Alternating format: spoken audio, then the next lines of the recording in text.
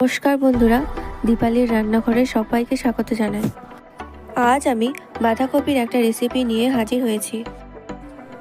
এই রেসিপিটি আপনারা ভাত, রুটি সবের সাথেই পরিবেশন করতে পারেন। তাহলে দেখে নেওয়া যাক সম্পূর্ণ রেসিপিটি। এখানে আমি বাঁধাকপি নিয়ে নিয়েছি, একটু ছোট্ট ছোট্ট করে কেটে নিয়েছি। কেটে রাখা বাঁধাকপিটা এরপর আমি কড়াইয়ের মধ্যে দিয়ে দেব।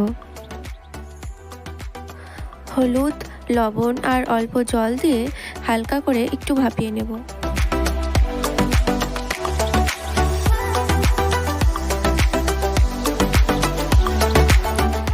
লবণ আর হলুদ দিয়ে ভালো করে বাঁধাকপির সাথে মিশিয়ে ঢাকা দিয়ে দেব।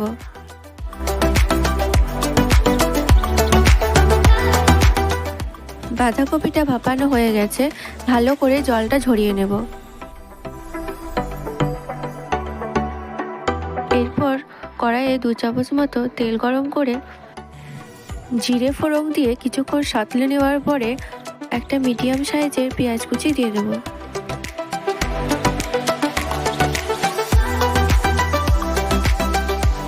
পেঁয়াজটা হালকা ভাজা ভাজা হওয়ার পর টমেটো আর গাজর দিয়ে দেব।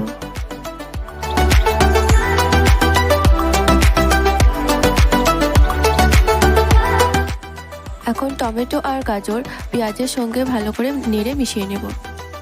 এরপর ভাপানো বাঁধাকপিটা দিয়ে দেব।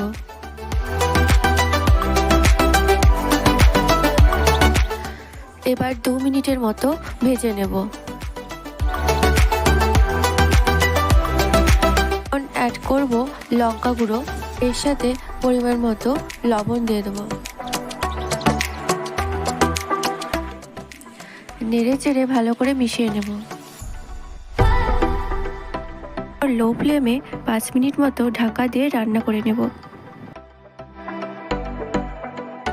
এরপর ঢাকা খুলে আবারও একবার নেড়ে চেড়ে মিশিয়ে নেব।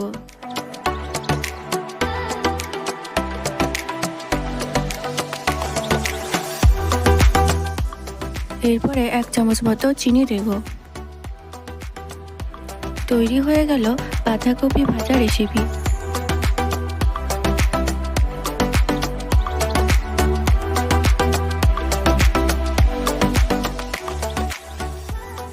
ভিডিওটি ভালো লাগলে অবশ্যই চ্যানেলটি সাবস্ক্রাইব করে দেবেন।